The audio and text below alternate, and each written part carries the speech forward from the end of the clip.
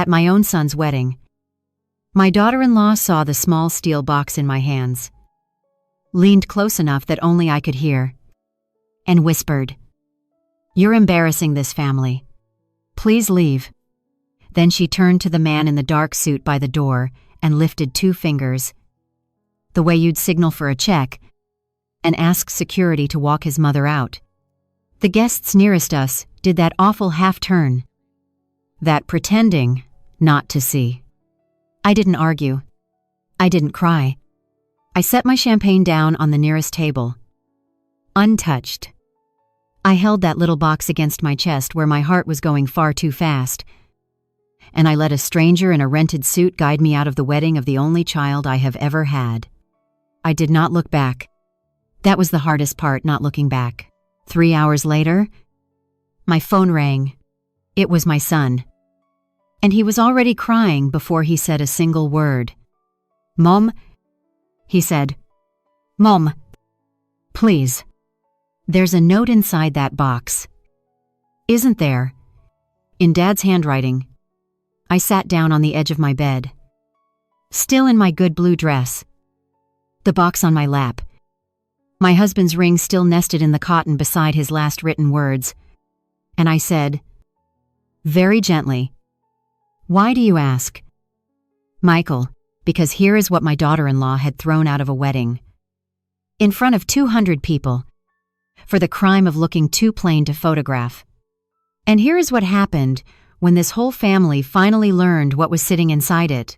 Welcome back to Calm Mom Revenge, where the thing they call an embarrassment is so often the only thing in the room with any soul left in it. Stay with me to the very end. This one turns in a way not one person at that wedding could have seen coming. Leave a comment. And be sure to subscribe. My name is Ruth Calloway. I'm 66 years old. And for 38 years, my husband Walter and I ran a little hardware and repair shop on the corner of 9th and Mercer, the kind of place that's mostly gone now, where a man could bring in a busted toaster or a chair with a wobble or a ring that wouldn't sit right on a swollen knuckle and walk out an hour later with it working again. Walter could fix anything made of metal. I kept the books, ran the counter, and over the years I learned the thing he knew in his bones, that the worth of a thing has almost nothing to do with what it cost, and almost everything to do with how many hands have held it, and how long, and how well. I can look at a tool worn smooth at the grip and tell you it was loved. I can look at a brand new one still in its plastic and tell you it never will be. That's a kind of seeing. Most people are never taught it. My daughter-in-law was certainly never taught it. And on the day of her wedding, she proved it in front of 200 witnesses. Now, I'm going to tell you something I have told almost no one in 40 years. And I'm telling you because without it, none of the rest will land the way it should. 41 years ago, I was thrown out of a wedding too. Me own. I grew up poor, not the polite kind of poor people mean when they say we didn't have much. The real kind. My father pumped gas, and my mother took in other people's laundry. And I married up. Or so Walter's mother believed. Eleanor Calloway came from people with a name in this town, and she did not want her son marrying a laundress's daughter. On the morning of our wedding, a small thing, in a church basement, paid for in coins, Eleanor came to me in the little room where I was buttoning my borrowed dress, looked me up and down, and said 6 words I have never once forgotten. "You don't belong in this family." And then she had her brother-in-law walk me out the side door, into the alley, in my wedding dress. 20 minutes before I was meant to marry her son, Walter found me in that alley. He took off his jacket and put it around my shoulders, and he did not go back inside for his mother's blessing. We were married that afternoon by a justice of the peace, 2 strangers as our witnesses. And Walter said to me on the courthouse steps, a thing I built the next 40 years on. "Ruthie," he said, "a family isn't who lets you in. It's who refuses to leave you standing in an alley." We never did get Eleanor's blessing. She softened. Some, by the end, held our boy when he was born. Even cried, but she went to her grave, a woman who measured people by where they came from. And I went on living as the woman. She tried to walk out a side door, and I made myself a promise that day in the alley, in my borrowed dress, that I have kept like a vow in church. I swore that if I ever had a daughter-in-law, any daughter-in-law, from anywhere, of any kind, I would never, as long as I lived, make her feel for one single second the way Eleanor made me feel. I would be the family that refuses to leave you standing in the alley. I want you to hold on to that promise, because here is the cruelty of what happened to me. I kept it. I kept that promise to Vanessa for 3 long years. I welcomed her with both hands, and she repaid me by doing to me, at my own son's wedding, the exact thing I had spent 41 years swearing I would never do to anyone. She had a stranger walk me out a door. The woman who'd been thrown out of her own wedding was thrown out of her son's bean, and the terrible joke at the center of all of it, the thing that made my husband's letter matter more than it ever should have had to, is that the whole time she was whispering, "You're embarrassing this family." The most precious thing that family owned was sitting in my 2 hands, in a plain steel box she thought was too ugly to be allowed in her photographs, because Vanessa looked at that box and saw something cheap, and I am perhaps the only person alive who could have told her what was actually inside it. To understand that, you have to understand Walter, and the ring, and the 3 generations of hands that wore it before it ever came to rest in that little box. So let me take you back past the wedding, past the alley, all the way to a young man on a factory floor who couldn't afford gold, and made something better instead. It starts with a ring that was never supposed to be worth anything, and turned out to be worth everything. Walter's father, Henry Calloway, was a steelworker, and he proposed to Walter's mother in 1948 with a ring he had no business being able to make, and made anyway. He couldn't afford gold. A man on a mill floor in those years didn't dream of gold. He dreamed of a roof and a full plate and maybe a second pair of boots before winter. So Henry did the only thing a man like that could do. He used what he had. He took a length of fine steel from a scrap bin at the mill, and over 6 weeks of lunch breaks, he worked it down by hand, filing and polishing and turning it on a lathe a fraction at a time, until he had a band so smooth and so true, you'd have sworn it came from a jeweler's case. Steel doesn't shine the way gold does. It has a quieter color, a gray with a little blue in it, like the sky just before the light comes up, and on the inside of that band, where only the wearer would ever feel it, Henry filed in a single word with the point of a needle. It took him a whole evening to do 4 letters. The word was stay. Now, you'd have to know Eleanor. Yes, that Eleanor. The same woman who would one day walk me out a side door to understand why a steelworker carved stay into a steel ring for her. Because Eleanor, before she was a woman who measured people by their families, had very nearly left town. She'd had an offer, a chance at a different life in a bigger city, and she'd been halfway to taking it when Henry asked her to marry him with a ring made of mill scrap. Stay, it said, against her finger, where no one else could see it. And she stayed. The proud woman who'd one day think a laundress's daughter beneath her had once been a girl who almost left and was asked to stay by a man who had nothing but steel and his own 2 hands. There's a whole sermon in that, and I'll let you find it yourself. Henry wore that ring his whole life too. They made him a matching one. The same steel, to the same hand, and when he died, Eleanor did a thing I did not expect from her. She took Henry's band, the man's one, the one with stay worn nearly smooth on the inside from 40 years against his skin, and she gave it to Walter. And she said, "This is Walter's memory." Told to me on our own wedding night, in a rented room, she said, "Your father gave me a steel ring and asked me to stay. It was worth more than anything I've owned since. Don't you ever let anyone tell you a thing is cheap because it didn't cost much." She said that. The same woman. People are not one thing. And that's the part that makes all of this so hard. So the ring came to Walter, and on the day he married me that same afternoon, on the courthouse steps, an hour after his mother had me walked into an alley, Walter took his father's steel ring off his own hand and put it on mine. It was too big. I wore it on my thumb for a year until we had the money to size it. And before he slid it on, he showed me the inside. The worn soft letters. S-T-A-U. And he said, "My father carved that for my mother. I'd like it to mean something better in our hands than it did in hers." And then Walter did a thing that turned a family ring into the thing that this whole story turns on. That same week, with his own tools in the back of a shop we didn't even own yet, he added a second word inside that band, beneath his father's.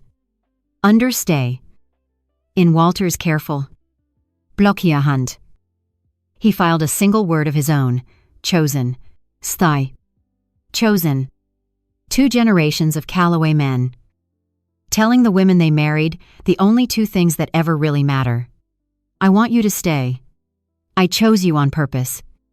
On a ring made of factory scrap that any jeweler in town would have valued at the price of the metal, which is to say, at almost nothing.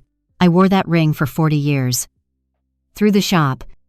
Through our boy. Through Walter's good years and his last hard ones. And about a month before he died, the cancer was in his bones by then. And we both knew where it was going. Walter asked me to take the ring off and bring it to him at the kitchen table, along with his old needle files. The fine ones. The ones his hands were too weak to hold steady anymore. So I held the ring. And I held the file. And Walter told me where to set the point. And together my hands, his eyes, his words, we added the third word, understay. Underkosen. We carved kept. Stay, was my father asking. Walter said. Chosen was me promising. And kept he had to stop and breathe for a while. Everything took breath. By then kept is what I want our son to understand. That I stayed. And I chose. And I kept my word the whole way to the end. 40 years. Ruthie, I kept you. And you kept me. He closed my fingers around the ring. This goes to Michael on his wedding day. Not before. And don't you just hand it to him in a card? Where it's a thing you glance at and put in a drawer. You make him open the box in front of his bride, and you make him read what's inside it. All 3 words. Out loud. So she hears the kind of family she's marrying into. Make him read it. Make him read it. That was very nearly the last clear instruction my husband ever gave me. And I intended to honor it perfectly. And there was one thing more. Because Walter knew his son, knew Michael was gentle. And a little soft in the way good men sometimes are. The kind who goes quiet to keep a room calm. Walter worried the meaning of 3 carved words might be too quiet to survive a loud wedding. So in his last weeks he dictated a letter to me, in his own halting words, and made me write it down and read it back to him twice. A letter to Michael, to be folded into the box beneath the ring, explaining the 3 words and the 3 generations and what each man had been trying to say when he carved his one word into steel he couldn't afford to make of gold. I won't read you the letter yet. You'll hear it the same night. Michael's whole family heard it. Read aloud at my kitchen table, not one word sooner. Because you should feel it land the way it landed on them. I sealed the letter in an envelope. I set the ring in its bed of cotton. I closed the little steel box Walter had made years ago to hold his own father's watch. And I kept it on my dresser. And I waited for my son to find someone worth carving a 4th word for someday. I waited 4 years. And then, Michael brought home Vanessa. And for a while I want to be fair. I want to be honest for a while. I let myself believe she might be exactly that. I want to be careful with Vanessa. Because the easy thing would be to make her a villain in a cartoon. And the truth is harder and sadder than that. The sad part is the part that explains her. My daughter-in-law grew up the only child of a woman named Diane, who runs a small but fierce empire of appearances. Diane sells real estate to wealthy people. And somewhere along the way, the selling stopped being her job and became her whole self. I met Diane 3 times before the wedding. And each time, inside of 10 minutes, she had worked into the conversation, the square footage of her home, the make of her car, and the name of the club she'd just been admitted to. Vanessa was raised inside that, breathing it. She was taught from the cradle that a person is a kind of listing that you have curb appeal, or you don't. That you stage your life for the people walking through, and that the worst thing that can ever happen to a woman is to be seen as the kind of person other people are embarrassed to stand next to. So Vanessa Curates. Everything. Her home is staged even when no one is coming. Her clothes are chosen the way a set designer chooses props. And her wedding from the moment Michael proposed was never really a wedding. It was a launch. A 200-person production with a color palette and a hired photographer and a hashtag printed on little cards. Every table styled to within an inch of its life. Every guest, a kind of extra in a film about how flawless Vanessa's life had turned out to be. I tried to like her. I did. And I need you to know that. Because what I did later was not done out of spite. In the early days, she wasn't openly cruel to me. She was worse than cruel. In a way, she was managing me. She'd look at my cardigan and suggest, brightly, that she knew a little place that could update my look. She'd seat me at family dinners, slightly out of the frame when the photos were taken. She made me feel, with 1,000 tiny courtesies, that I was a slightly embarrassing fixture to be handled gracefully, an old chair you can't throw out because it was your husband's. So you put it in the back room when company comes, and underneath all of it, I came to understand. Vanessa is afraid. Truly afraid. The way her mother taught her to be, that if the wrong person looks too closely, they'll see something common underneath the staging. And the cruel joke of people built that way is that they cannot recognize the genuinely precious when it is right in front of them. In their own hands. Because it doesn't photograph well and it doesn't come with a name.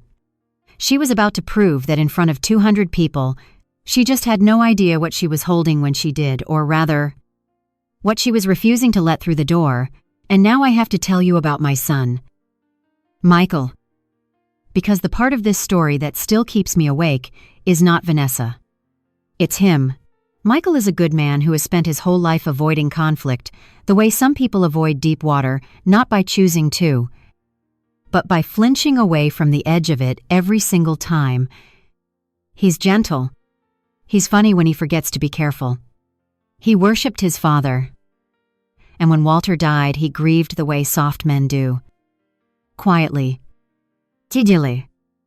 Somewhere, it wouldn't trouble anybody. He kept Walter's reading glasses on the windowsill in his kitchen for 2 years.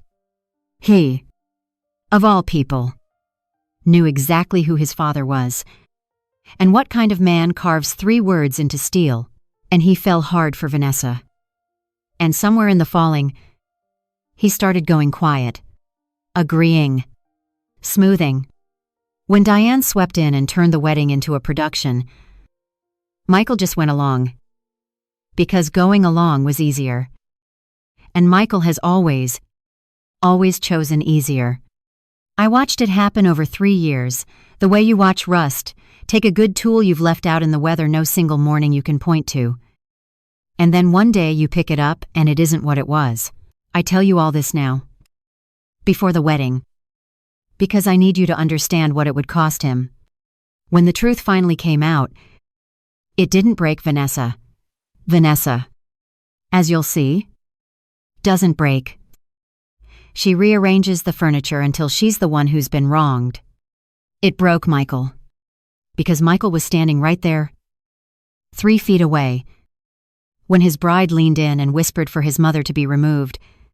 And Michael, gentle, peacekeeping, choosing easier, looked at the floor and let a stranger walk his mother out a door.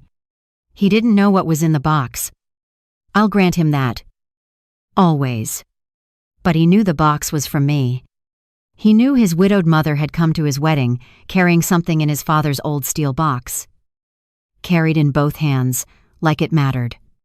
And he let it go out the door to avoid a scene on his wife's big day. That is the thing my son is going to carry for the rest of his life, not Vanessa's cruelty, his own silence. Remember that. When we get to the phone call, remember that the crying I heard on my line 3 hours later was a man who had just learned exactly what his quiet had cost. The wedding was held at a country club. Diane had been so proud to join all white columns and clipped hedges and a ballroom with chandeliers the size of small cars. The invitation came on cardstock thick enough to stand on its own, with a wax seal, and a dress code, and a little note about the aesthetic they hoped guests would honor. I didn't mind any of it. I was, God help me, happy. Simply, foolishly happy. My only son was getting married, and the ring had waited 4 years in its steel box on my dresser. And I had decided this was the day I would begin to hand it over, not give it outright in the middle of 200 people. The reading was meant to be quieter than that. The box pressed into Michael's hands during the family toast, the way Walter had wanted. Make him read it.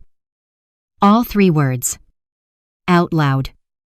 So she hears the kind of family she's marrying into. I had it planned to the minute. I'd practiced in my mirror like a girl, before a recital. I had the box in my purse, wrapped in a soft cloth. I wore my good blue dress, the one Walter always said made me look like the girl he found in the alley. And, before I drove over, I sat in my car a moment and talked to him a little. The way I do. Big day. Wald. I said, we're giving Michael the ring. Sty. Chosen. Kept. Can you believe our boy's getting married? I checked my lipstick in the mirror. And I drove to the club with the steel box riding on the passenger seat where Walter used to sit. I had no idea I was driving toward the second time in my life I'd be walked out of a wedding by a stranger in a borrowed suit. The ballroom was beautiful. I'll give it that beautiful. The way a magazine page is beautiful. Perfect and a little airless. Like no one was actually allowed to be happy in it. Only photographed being happy. 200 people in clothes that knew they were being looked at. A young woman moving through it all with a camera, gathering content for Vanessa's page. I clutched my purse with the steel box inside it, and I found a seat near the back. The place where the old aunt is meant to sit. And I wasn't unhappy there. I had my secret. And a secret. I have learned over a long life. Keeps you warm in a cold and glittering room. Every time some glossy young guest glanced at my plain blue dress with a flicker of pity, I just thought about the 3 words carved in steel in my purse. And I smiled to myself, I want you to sit with that picture. Because it's the part I grieve the most. I walked in happy. I walked in carrying 40 years of my marriage and 3 generations of Walter's family in a steel box. Ready to give it all to my son with both hands. Glad to. I had no armor on. Why would I? You don't wear armor to your child's wedding. You bring a ring and a full heart, and you assume that on this day, of all days, the people there will at least be kind. I was about to learn that some rooms will walk your whole heart out a side door and call it protecting the aesthetic. The reception ran on a schedule Diane had printed on little gold cards. And the moment I'd been waiting for had its own line near the top, Family Toast 715. I'd asked Michael, weeks before, if I might say a few words and give him something of his father's. He'd said yes. Of course. Mom? His eyes going soft the way they did whenever Walter came up. I don't think he ever told Vanessa. I think that's where it started to go wrong, not with malice, but with my gentle son failing. One more time, to mention something that might cause friction. So at 7:15, when the bandleader read my name off Diane's card, and now, a few words from the groom's mother. Ruth. I saw 2 things happen at once. I saw Michael's face light up, and I saw Vanessa's face go very still. I stood. I had the steel box in my hand by then. unwrapped from its cloth. And I crossed toward the head table with my heart going far too fast and far too happy. And I watched Vanessa's eyes drop to the box. I watched her take it in the dull gray of it. The plainness. The dents in the lid where Walter's father's watch had knocked around for 30 years. I watched her register that it was old and homemade and not beautiful in any way her camera understood. And I watched her decide, in the space of a breath, what that meant. What happened next happened fast. And I have replayed it in slow motion 10,000 times since. Vanessa rose from her chair before I reached the table. She came around it, smiling a bright, fixed, photograph-ready smile, and she met me halfway. And she put one hand lightly on my arm as if she were welcoming me. As if anyone watching would think what a warm girl, greeting her mother-in-law, and she leaned in, close, her lips almost at my ear, close enough that the smile never broke for the room. And she whispered the 6 words, "You're embarrassing this family. Please leave." I have heard a great many unkind things in 66 years. I have been called common, and behind the times, and a sweet old nobody. I had been walked out of a wedding once before, in a borrowed dress, by a woman named Eleanor. None of it, not even Eleanor in that little room 41 years ago, landed quite the way those 6 words landed. Whispered with a smile, in a glittering ballroom, with my husband's last gift to our son sitting in my 2 hands. I looked at her. I didn't say a word. I think my not saying anything frightened her a little, because she straightened up, and she turned, and she did the thing I will see for the rest of my life. She looked toward the man in the dark suit standing near the doors, the club's security. Oh, there to mind the parking and the wine, and she lifted 2 fingers. The small, impatient gesture you'd use to flag down a waiter. And she said, just loud enough now, in a voice gone smooth and social, "Could you help my husband's mother find her car? She isn't feeling well." And here is the worst second of the entire day. It was not the whisper. It was not the 2 raised fingers. It was that I turned, with the box still in my hands, and I looked at my son, at Michael, 3 feet away, who had just heard his wife ask a stranger to remove his mother from his wedding, and I watched my boy open his mouth and close it. He looked at the floor. He said nothing. The man in the dark suit was already at my elbow. "Polite," murmuring, "Right this way. Mom." His hand hovering at my back, not quite touching, hurting me the way you'd hurt someone, gently away from a fire. And my son let it happen. Walter's son.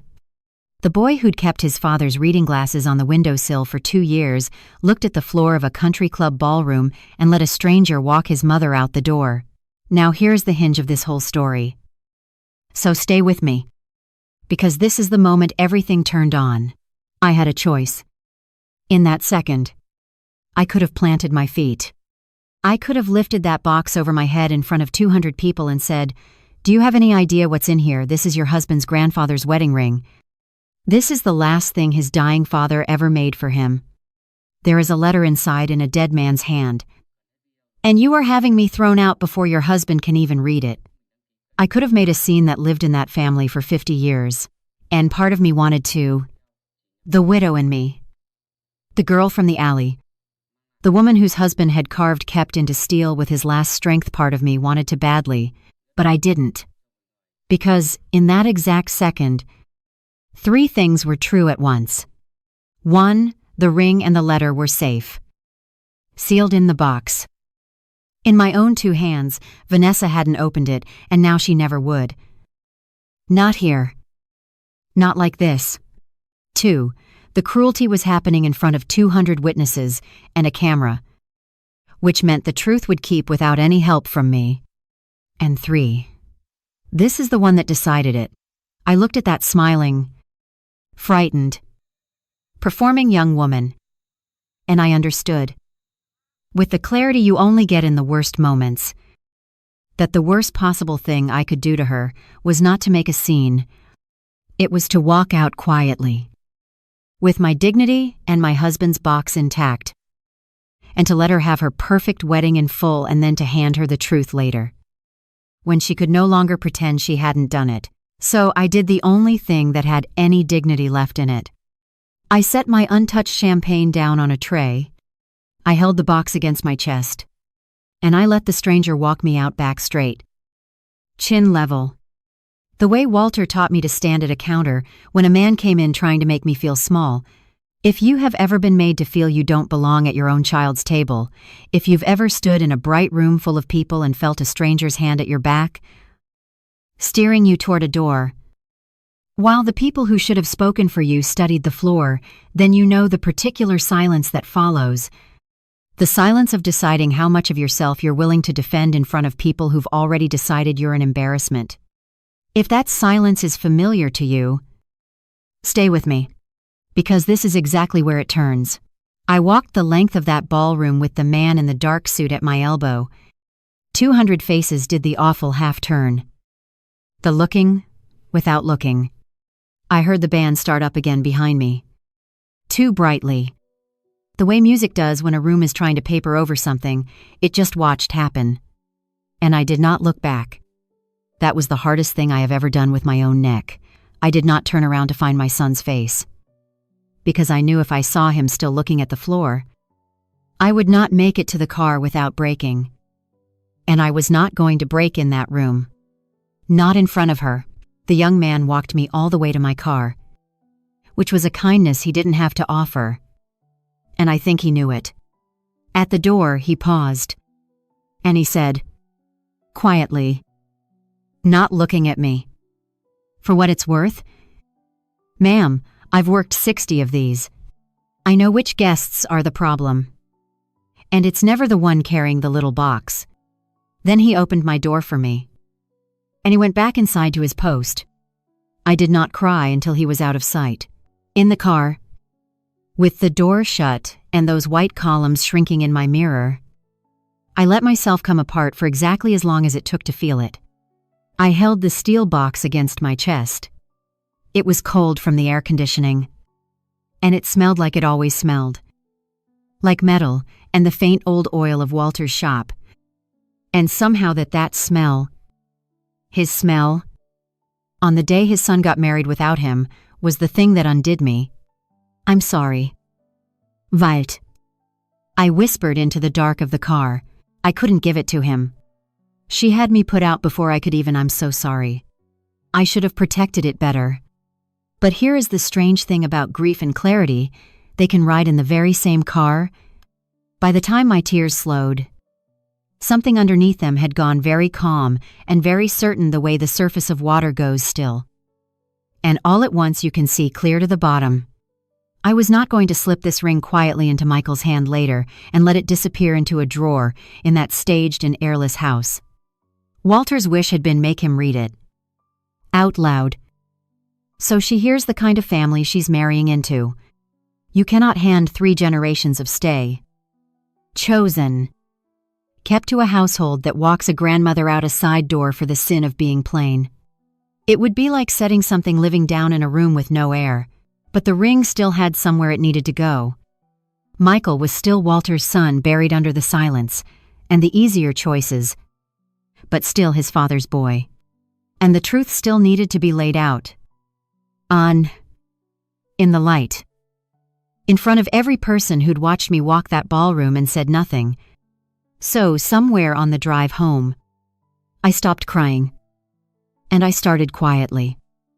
The way Walter used to study a broken thing before he ever picked up a tool to think. Not about how to make a scene, about how to make this last exactly the way Walter asked. In a way no one could ever walk out a door again. The phone was already ringing when I came through my own front door. It wasn't Michael. Not yet.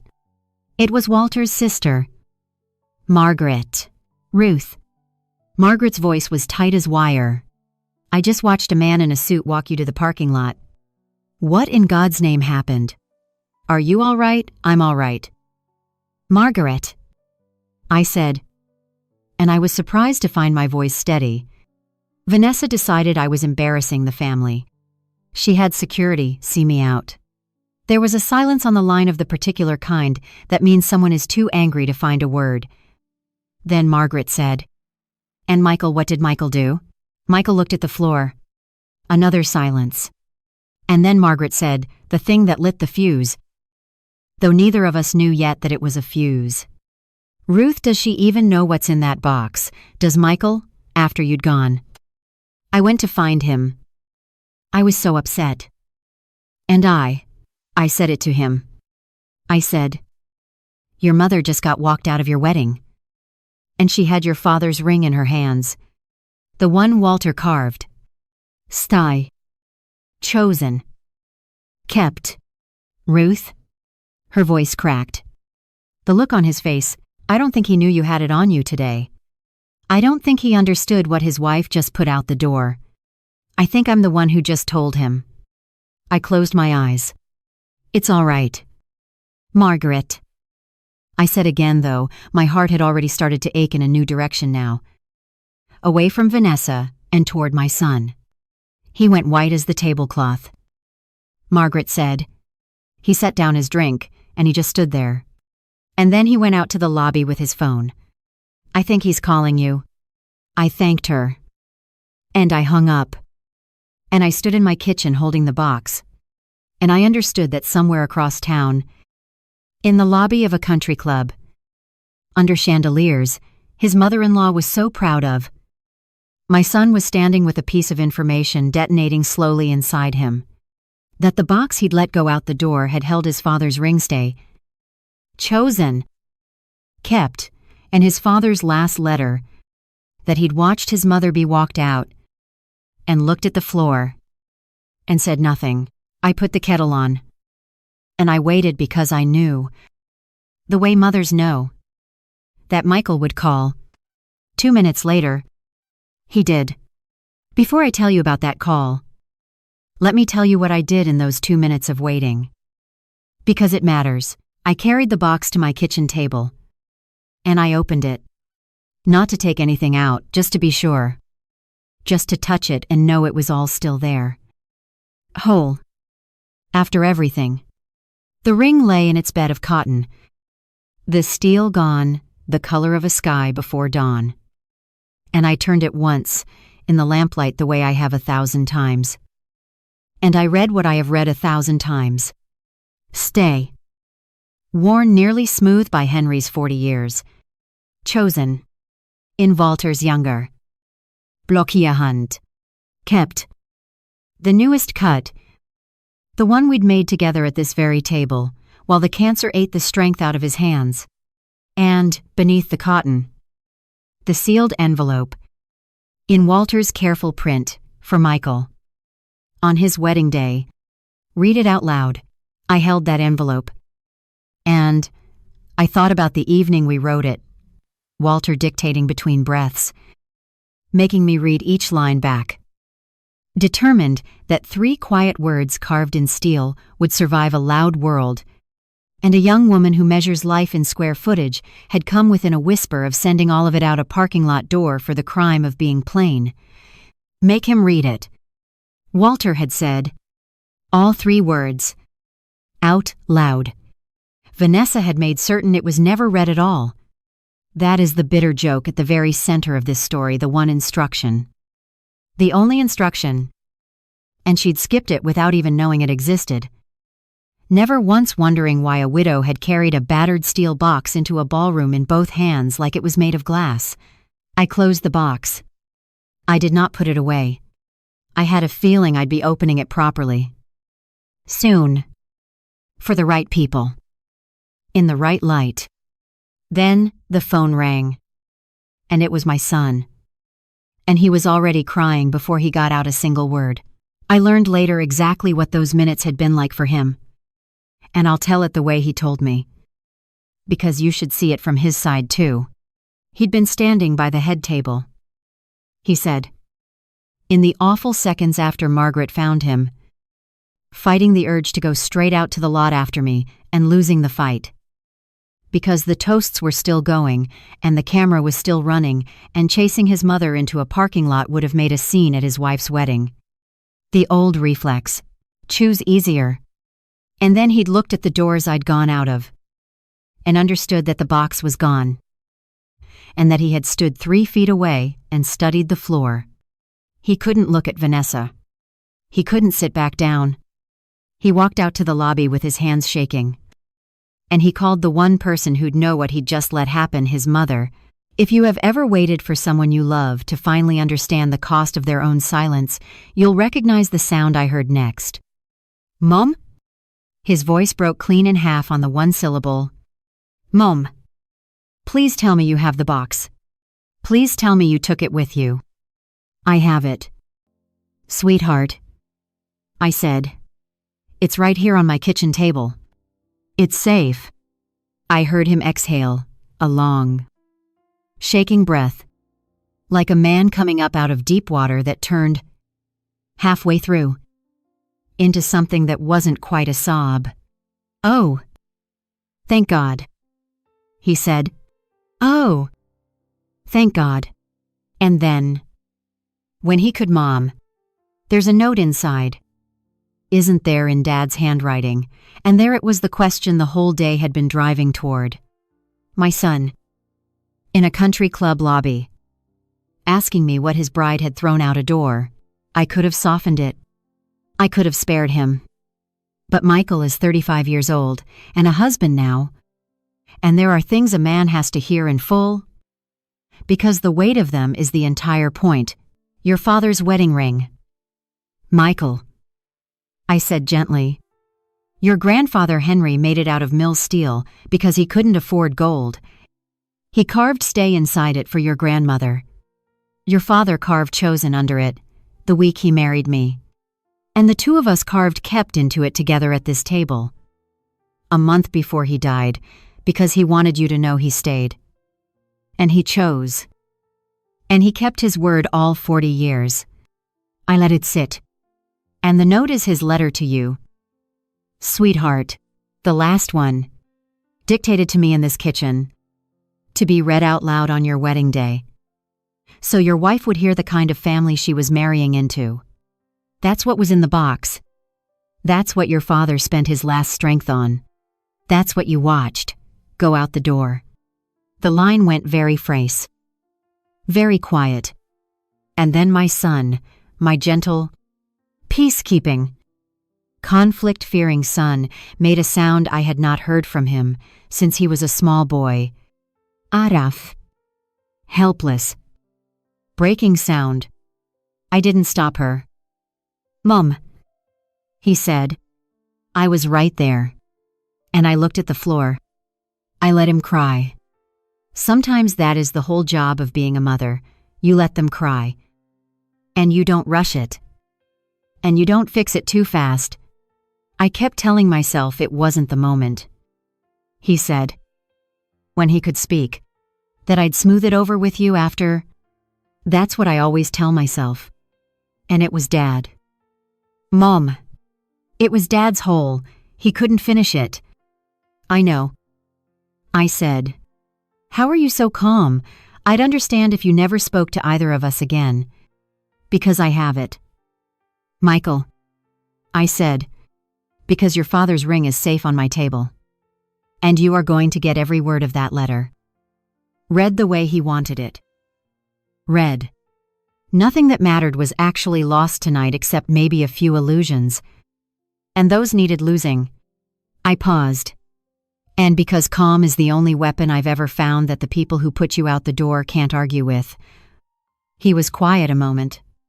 Then, in a smaller voice, he told me the thing that decided the rest of it for me. Though I think he told me to warn me. Not to wound me. Mom? He said. I have to tell you what she said.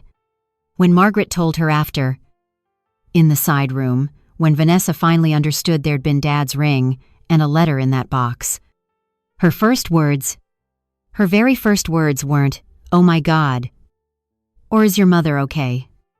Or what have I done? She said he swallowed, she said, well, How was I supposed to know? Who brings a ratty old box to a black tie wedding? She should have said something.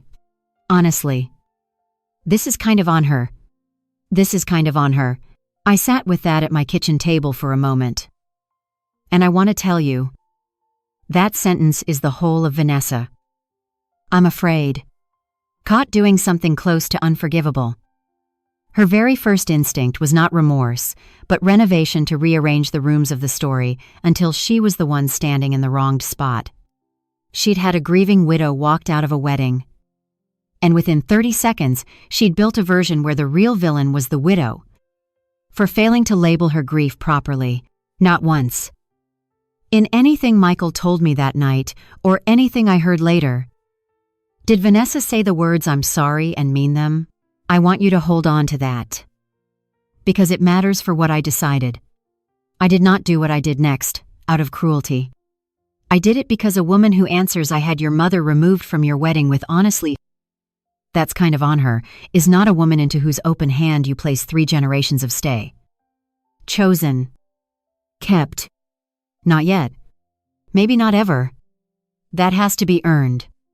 Tell me what you want to do. Michael said, and I'll do it.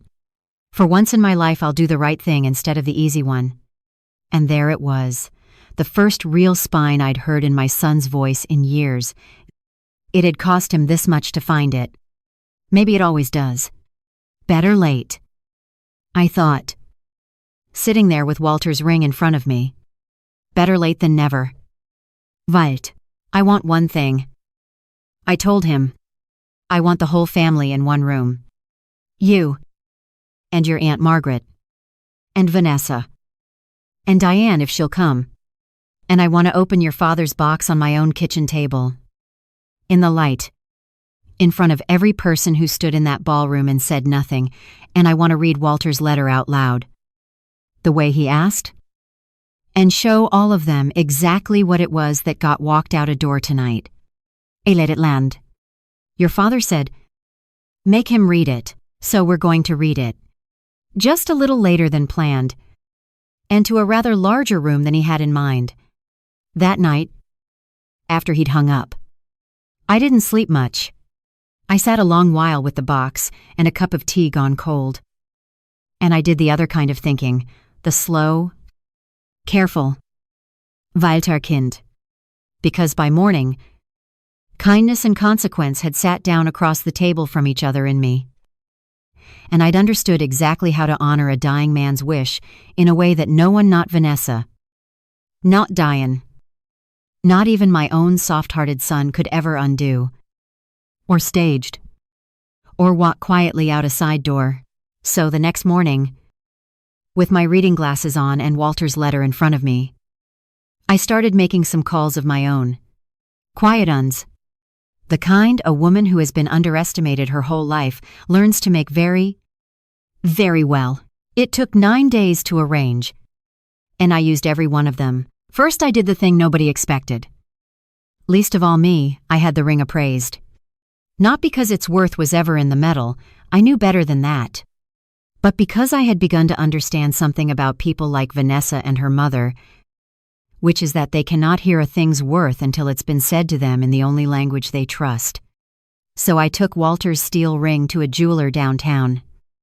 An old man named Sokolov who's been valuing estates for 50 years. And I watched his face change as he turned it under his loupe. He asked me, quietly, where it came from. I told him. And then Sokolov told me something I had not known in 40 years of wearing it. The steel Henry pulled from that scrap bin in 1948 was not ordinary mill steel. It was a high-grade tool steel. The kind they made aircraft parts from in the war, and stopped making that way not long after. Hand-worked. Unmarked. One of a kind, and to the right collector of industrial and folk metalwork. Sokolov said, a wedding band like this, with documented provenance and 3 generations of hand-cut engraving inside it, was worth a great deal more than its weight. He named a figure. I won't make you wait the way the family had to. A ring, a steelworker made because he couldn't afford gold. The ring my daughter-in-law had walked out a door because it was too ugly to photograph was worth just over $31,000. $31,000. And that was the part of it that mattered least. Then I went to see a woman named Patricia, who handles these things. And I did the careful, permanent thing. I had the ring's appraised value and a sum of my own placed into a small trust, not for Vanessa, not even for Michael directly, but for a grandchild not yet born. For the day there's a child in this family old enough to marry Senver braided, and I wrote into it the one condition that mattered: the ring. And what it's worth is released only to a Calloway who has first been given the box and opened it and read all 3 words aloud and read Walter's letter in front of the people they love. Stay. Chosen. Kept. The inheritance goes only to someone willing to say those words out loud and mean them. Walter said, make him read it. I made it so the ring can never again be received any other way. And then I invited the family to Sunday dinner. My house. Everyone. They came on a gray Sunday evening into a kitchen that smelled of the pot roast Walter loved, because some weapons are kindness. And a warm kitchen is the oldest one I own. Michael. Hollow-eyed and quiet. The way he'd been on the phone. Vanessa. Polished and armored and wary. Her eyes going to the table the second she crossed the threshold. Diana. Who had come because not coming would have looked worse than coming. And Margaret. Who arrived early to stand at my shoulder like the sister Walter would have wanted in the room. I'd set the table plainly. And in the center, where a centerpiece would go, I'd put the steel box. Just the box. Closed. Dented. Gray. Sitting on my grandmother's white cloth under the good lamp. Vanessa's eyes snagged on it the moment she sat down. And her face did something complicated. I don't think she'd expected to ever see it again. I think she'd hoped it would quietly disappear. The way uncomfortable things have always disappeared for people who've never once had to handle their own discomfort. We ate first. I insisted on it. You don't do the hard thing on an empty stomach. And I wanted everyone fed and settled and unable to say afterward they'd been ambushed. We talked, carefully, about the honeymoon. It was almost pleasant. Vanessa even thanked me for the roast and looked faintly surprised to find she meant it. Then I cleared the plates, and I sat back down, and I laid my hand flat on the lid of the box. I'd like to give my son the gift from his father now. I said, properly, the way Walter asked me to. Before he died, the table went still. Michael's jaw set. Diane put down her wine. Vanessa went carefully blank. Vanessa, I said, and my voice was warm and even and not unkind, which somehow made it land harder. 9 days ago, you saw this box in my hands, and you decided what it was worth. And you had me walked out of my own son's wedding rather than let it sit at your table. I'd like to show you, and everyone here, what you actually put out that door. And I opened the box. I lifted the ring from its cotton, and I held it up in the lamplight. The dull blue-gray of it. And I turned it slowly, so they could all see there was writing inside the band. This ring, I said, was made in 1948 by Michael's great-grandfather, Henry Calloway, on his lunch breaks at the steel mill, because he could not afford gold. He filed it by hand for 6 weeks. I tilted it. Inside, he carved one word for the woman he was asking to marry him, a woman who'd nearly left town for a better life somewhere else. The word is, stay. And she did. Nobody at the table moved. Michael's father, Walter, wore this ring after Henry died. And the week he married me an hour. In fact, after his own mother had me walked out of our wedding for not being good enough for this family, I let that sit. And I watched it land on Vanessa. And I saw just for a second, that she understood the shape of what she'd done.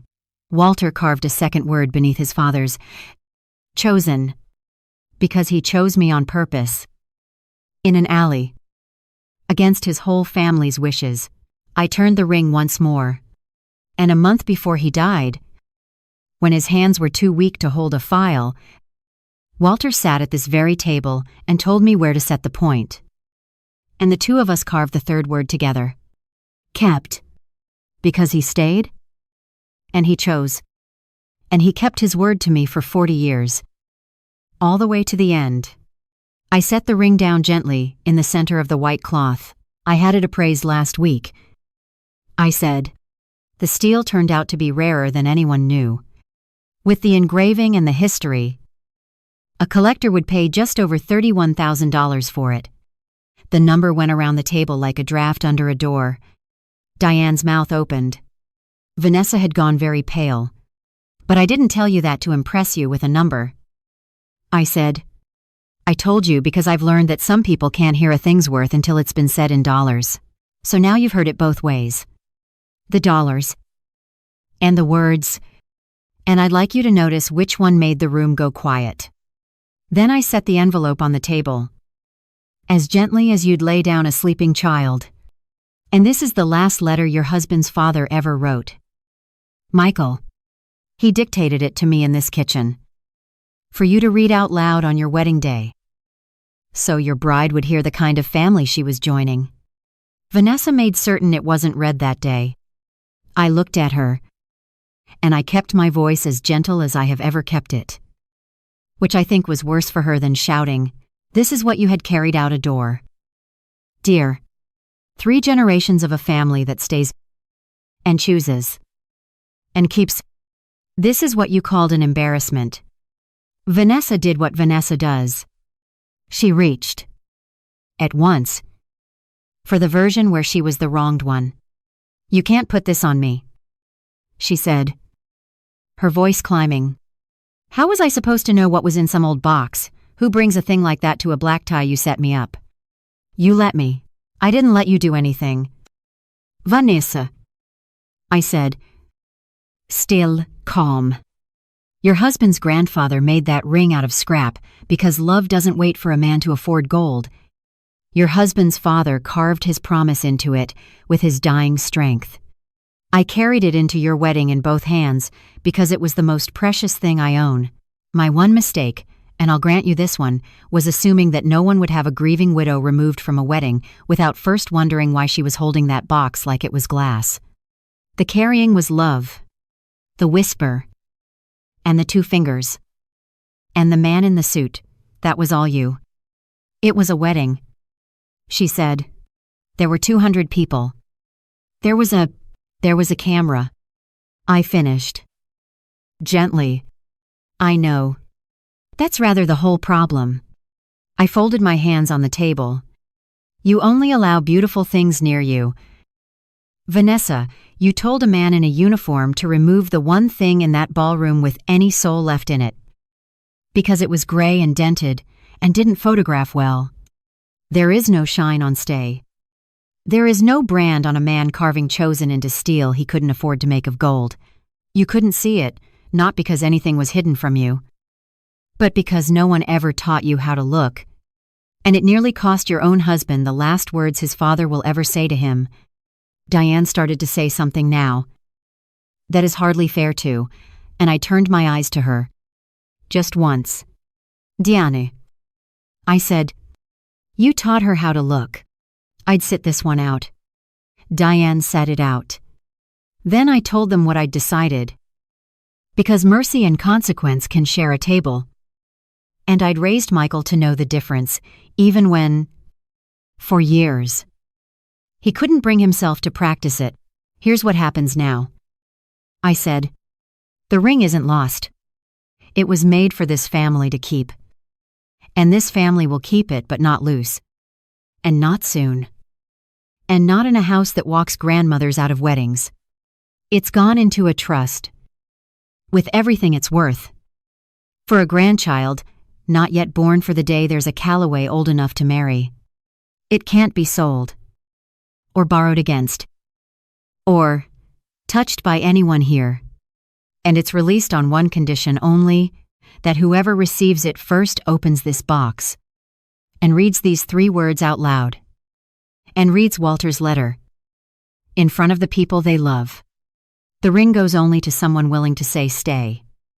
Chosen. Kept and mean it. I let it settle. If that turns out to be your child someday, Vanessa, then it's theirs. And gladly. That part was always going to be up to you. Michael nodded slowly.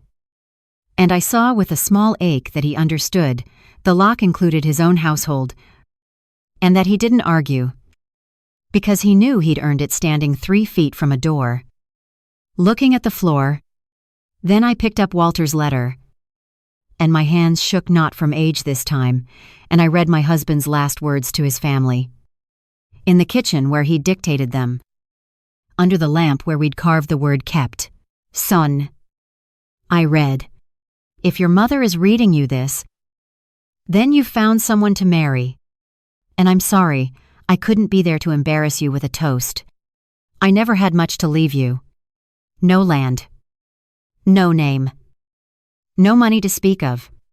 What I have is a steel ring my father made because he couldn't afford gold.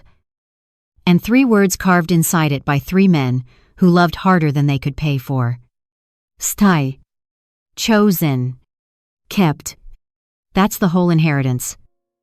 Michael, that's everything I learned about how to love a person you decide to stay. You choose them on purpose. And you keep your word when it stops being easy. Money buys the wedding. Those 3 words are the marriage. Marry someone who knows the difference. And if she doesn't know it yet, my voice broke here. And I let it then be the kind of man who teaches her. The way your mother taught a whole town, the worth of things that don't shine. Be brave enough to say the quiet words out loud. I kept mine. Keep yours. All my love. Dad. The room was silent. Margaret was weeping openly. Michael had his face in his hands, his shoulders shaking. And Vanessa was looking at the dull gray ring in the center of the white cloth, the ring she'd had walked out a door and, I think for the very first time, actually seeing it. It was too late to be forgiveness. But it might, just might, have been the beginning of learning how to look.